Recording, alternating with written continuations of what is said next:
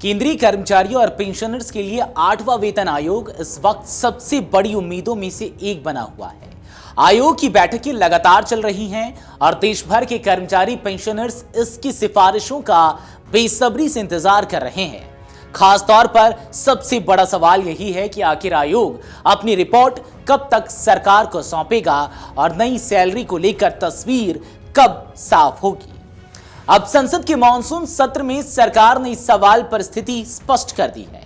राज्यसभा में पूछे गए एक सवाल के जवाब में वित्त मंत्रालय ने बताया कि 8वें वेतन आयोग को अपनी सिफारिशें गठन की तारीख से 18 महीने के भीतर देनी है। यानी फिलहाल आयोग के सामने मई 2027 तक अपनी रिपोर्ट सौंपने की समय सीमा है। दरअसल राज्यसभा सांसद नीरज शेखर ने सरकार से पूछा था कि क्या 8वां वेतन आयोग निर्धारित 18 महीने की समय सीमा से पहले अपनी रिपोर्ट सौंप देगा। साथ ही उन्होंने यह भी जानना चाहा कि आयोग अब तक किन कर्मचारी और पेंशनर संगठनों के साथ बातचीत कर चुका है और किन संगठनों से बातचीत अभी बाकी है। सांसद के सवाल का जवाब वित्त मंत्रालय के राज्य मंत्री पंकज चौधरी ने दिया।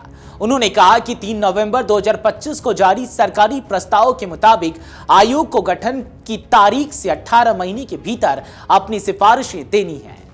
हालांकि सरकार ने यह साफ नहीं किया कि आयोग अपनी रिपोर्ट 18 महीने की तय समय सीमा से पहले ही सौंप देगा या फिर नहीं। यानी कर्मचारियों को रिपोर्ट की जल्द आने की उम्मीद तो है, लेकिन सरकार की ओर से फिलहाल कोई तय तारीख नहीं बताई गई है। अब बात करते हैं आयोग की बैठकों और कर्मचारियों से हो रही बातचीत की। दरअसल संसद में सरकार से यह भी पूछा गया कि आयोग अब तक किन संगठनों और लोगों से सलाह मशविरा कर चुका है। इस पर वित्त राज्य मंत्री ने स्पष्ट किया कि 3 नवंबर 2025 के सरकारी प्रस्ताव में ऐसा कोई प्रावधान नहीं है जिसके तहत आयोग को अपनी सलाह मशविरा प्रक्रिया की पूरी जानकारी सरकार को लगातार देनी हो। यानी आयोग किन किन संगठनों से बातचीत कर रहा है, उसकी हर बैठक या हर बातचीत की जानकारी सरकार को देना अनिवार्य नहीं है। लेकिन दूसरी तरफ आयोग की गतिविधियां लगातार जारी हैं। हाल ही में दिल्ली में आयोग की बैठक हुई। इससे पहले कोलकाता में भी 2 दिवसीय बैठक आयोजित की गई थी। आयोग देश भर में केंद्रीय कर्मचारियों, पेंशनर्स और उनसे जुड़े संगठनों से सुझाव और राय ले रहा है।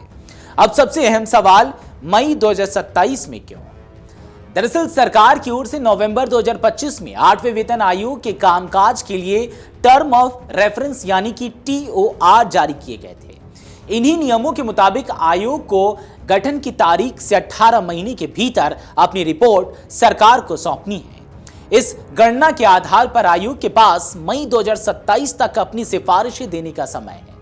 हालांकि जरूरत पड़ने पर इस समय सीमा को आगे बढ़ाने की मांग की जा सकती है, लेकिन फिलहाल सरकार ने मई 2027 की समय सीमा को ही आधार माना है।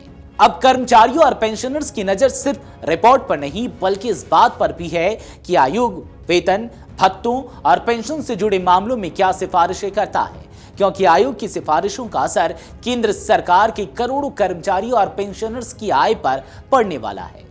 यही वजह है कि 8वें वेतन आयोग की हर बैठक और उससे जुड़ा हर अपडेट कर्मचारियों के बीच चर्चा का विषय बना हुआ है। फिलहाल सरकार ने इतना साफ कर दिया है कि आयोग को 18 महीने के भीतर अपनी रिपोर्ट देनी है और मई 2027 तक सिफारिशें आने की उम्मीद है। लेकिन क्या आयोग इससे पहले अपनी रिपोर्ट सौंपेगा, इस पर सरकार ने अभी कोई स्पष्ट समय सीमा नहीं बताई है। यानी केंद्रीय कर्मचारी और पेंशनर्स के लिए फिलहाल इंतजार जारी है और अगली बड़ी नजर आयोग की बैठकों, सिफारिशों और सरकार के अंतिम फैसले पर रहेगी।